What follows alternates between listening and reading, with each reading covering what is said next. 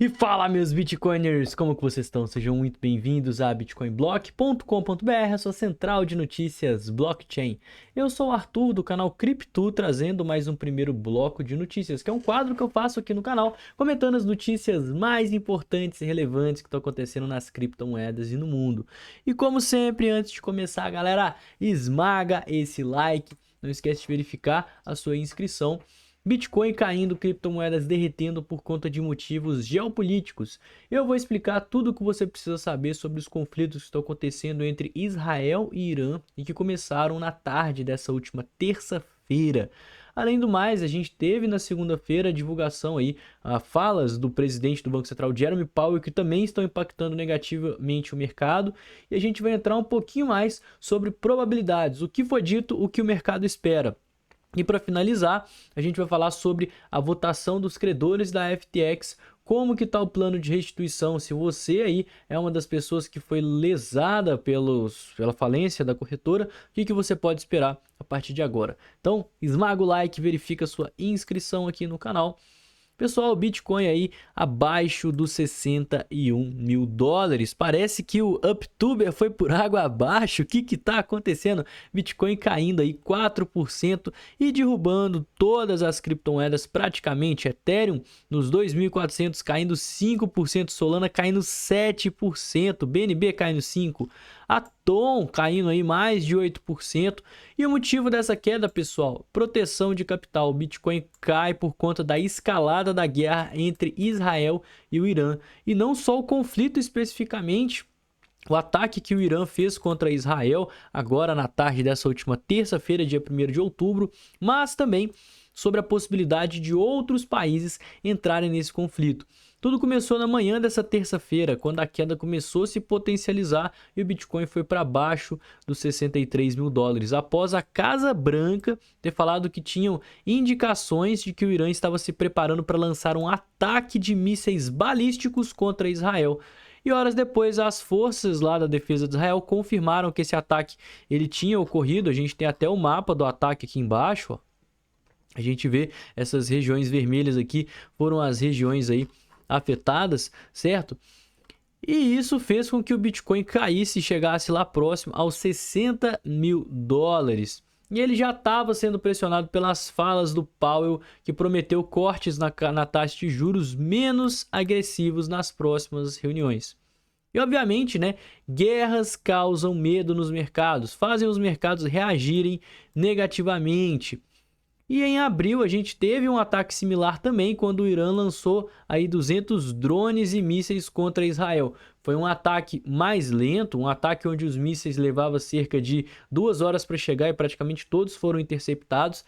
Já nesse último ataque foi um ataque mais agressivo, com mísseis que levavam 12 minutos para chegar. Infelizmente, boa parte deles, até o momento que esse vídeo está sendo gravado, foi interceptado, tendo felizmente danos menores, mas infelizmente houveram sim algumas vítimas e cidades atingidas.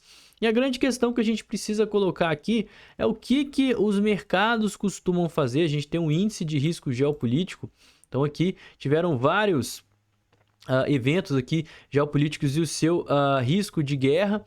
E claro, né, não tem como falar do ataque lá das Torres Gêmeas, a guerra do Golfo entre o Iraque e Israel. E essas tensões que estão acontecendo aqui, observa que está aumentando o risco, né, de escalada de guerra. E o que um estudo do ETC Group mostra é justamente que, assim como os demais mercados, o Bitcoin tende a apresentar quedas no primeiro momento, que é o que a gente está vendo acontecer agora. Mas depois de um tempo ele volta a subir a sua trajetória aqui de alta, e esse gráfico aqui foi um retorno médio das vezes que tiveram eventos geopolíticos nos últimos anos. E o que o Bitcoin andava fazendo? Então ele estava aqui numa tendência de alta. Alguns dias antes do evento geopolítico que começavam a ter rumores, né? Guerra na Rússia e na Ucrânia, o Israel entrando para a guerra, qualquer coisa do tipo. Alguns dias antes o mercado já começava a passar por uma queda. Depois que o evento acontecia, aí a gente vê a queda do evento, mas logo em seguida o mercado recuperava. Ou seja, a pior queda é logo quando o evento acontece. E vale falar, né, que a principal preocupação do mercado agora não é especificamente Israel responder a esses ataques. Provavelmente o país vai responder, mas sim o envolvimento de outros países, ou seja, essa guerra se escalar para que novos países se envolvam nelas, piorando ainda mais a situação. Esse que é o grande medo. Se a Rússia entra do lado, os Estados Unidos entra do outro, várias pessoas, jornalistas falando em terceira guerra mundial, ainda é cedo para se tomar conclusões, mas vamos acompanhar como que o mercado vai reagir. E lembra, galera, quando a gente tem esses primeiros ataques, é quando a gente rola as piores notícias, as piores suposições, que é o que o mercado precifica. Então, por isso que o mercado costuma reverter a situação logo em seguida, alguns dias depois, justamente porque o pior acaba por geralmente não acontecer, tá? E outra coisa que a gente precisa retomar são as falas do Powell nessa última segunda-feira, que a gente até comentou aqui, né, no canal. A gente passou numa notícia onde ele falou na Associação Nacional Econômica e Empresarial em Nashville, na Flórida, onde ele afirmou que os próximos cortes na taxa de juros não serão tão agressivos quanto esse que a gente viu nesse mês de setembro, de 0,5%. E que se a economia mover como esperado, a gente vê o mercado de trabalho continuar, de certa forma, aquecido, né? Não aquecido, mas não tiver tão frio, os indicadores não estiverem tão ruins, a inflação se manter como esperado, dentro de controle, a expectativa é que vão acontecer mais 2 cortes na taxa de juros em 2024 de 0,25 cada um. E a grande questão, né, que essa fala está impactando é porque a maior parte das pessoas estavam acreditando em um movimento mais agressivo, principalmente no mês de dezembro. Por isso que eu trouxe esse site aqui, onde a gente vê que 63% das pessoas estão acreditando nesse corte de 25 pontos base, mas quando a gente puxa o calendário, a gente vê que a gente ainda tem 85% de chances, 85% das pessoas acreditam que em dezembro, mesmo a gente tendo corte de 25 pontos base, a gente vai ter mais um corte, porém de 50 pontos base, indo na contramão do que o próprio Banco Central acredita. Isso para mim também seria de certa forma um risco. E para fechar, 94% dos credores da FTX, pessoas que têm valor a receber, votaram a favor do plano de reestruturação que já era esperado, tá? O plano de reestruturação era aquela proposta da FTX pagar os clientes com o valor da época ali da falência. E a gente precisava de ter essa votação para o julgamento que vai acontecer no dia 7 de outubro, tá? Na semana que vem, o juiz John Dorsey, que é o juiz responsável aí pela essa questão da FTX, vai decidir se ele vai aprovar ou não essas mudanças, assim como os seus respectivos pagamentos. E vale falar que mesmo se ele aprovar, a gente ainda pode ter algumas objeções da SEC em relação ao uso de stablecoins para reembolsos, que é algo que foi proposto, né, por esses 94% dos credores que aceitaram aí esse plano de reestruturação. Pagar em stablecoin é muito mais rápido. As pessoas elas preferem receber em stablecoins, que aí elas conseguem ou comprar criptomoedas ou sacar diretamente para suas contas. Mas o que atualmente o processo está pedindo é justamente que esse pagamento seja feito em dinheiro, né? Então é normal que a maior parte das pessoas não queiram está de acordo com essa proposta, justamente porque o dinheiro vai demorar mais para cair na conta delas. E para fechar, vamos falar aqui sobre a queda do Bitcoin, que quando a gente olha de uma forma mais de curto prazo, né? Nossa senhora, mas que queda feia! Meu Deus, o Bitcoin tá caindo aqui 9%. Pessoal, vale falar que se a gente der um zoom out aqui e ver o que está acontecendo, o Bitcoin ele está ainda, né, dentro de um padrão onde ele faz topos e ele reverte esses topos com muita facilidade, e quando ele chega em regiões de fundos ele dispara. Então o que ele está fazendo aqui não é nada diferente do que ele fez aqui, do que ele fez aqui, do que ele fez aqui, ou mais recentemente aqui no final de agosto. Porém, a diferença é que pela primeira vez a gente chegou a romper um topo prévio e agora a gente está tendo uma correção, certo? Depois de ter se valorizado desde os 52 até os 66. Então a gente tem duas análises que a gente pode fazer. Primeiro é se o Bitcoin respeitar esses níveis de Fibonacci, respeitar a região das médias e, de preferência, fechar acima dos 62, tá? Isso seria um indício de que a gente pode estar vendo força compradora no mercado e estamos aqui armando o pivô para de fato romper essa cunha. A segunda probabilidade é caso o mercado ele continue com medo e a gente volte para os limites dessa cunha.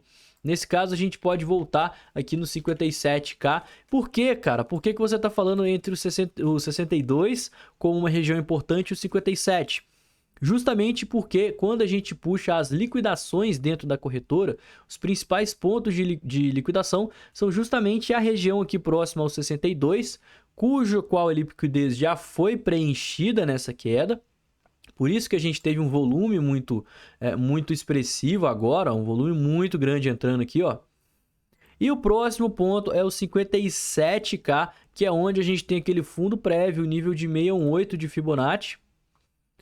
E o nosso segundo ponto de liquidez mais relevante. Como eu comentei com vocês, essa primeira região de liquidez do 62 é uma região muito interessante para fazer entradas. Eu fiz entradas aqui no 62, no 61 e 500 e estou guardando capital caso o preço volte lá para os 57K.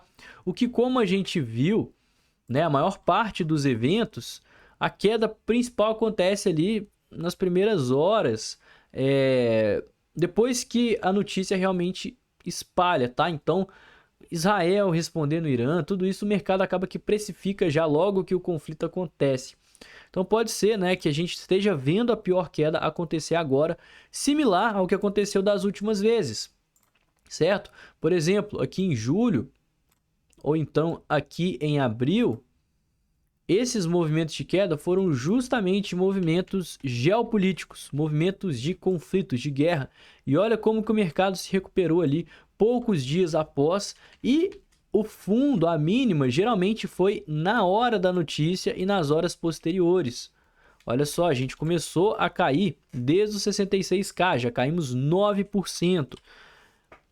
Com base no histórico, eu acho difícil que a gente veja quedas mais intensas aqui acontecer. Só se tiverem mais notícias para impactar o preço para baixo. Estados Unidos entrando para a guerra, Irã com aliados mais poderosos, ameaças mais sérias. Mas tirando isso, eu acho que a situação está sob controle. O Bitcoin ele ainda está numa tendência de alta, respeitando a região das médias. Ele rompeu um topo prévio, está rompendo uma figura importantíssima aqui de consolidação. E tudo indica, né, que como a gente entrou no mês de outubro, a gente deve ter um final de ano muito bom para as criptos. Bom, pessoal, o vídeo de hoje foi esse. Eu espero que você tenha gostado. Se você não me conhece e não conhece o canal, se inscreve, deixa o like, segue a gente nas redes sociais. Eu vou ficando por aqui.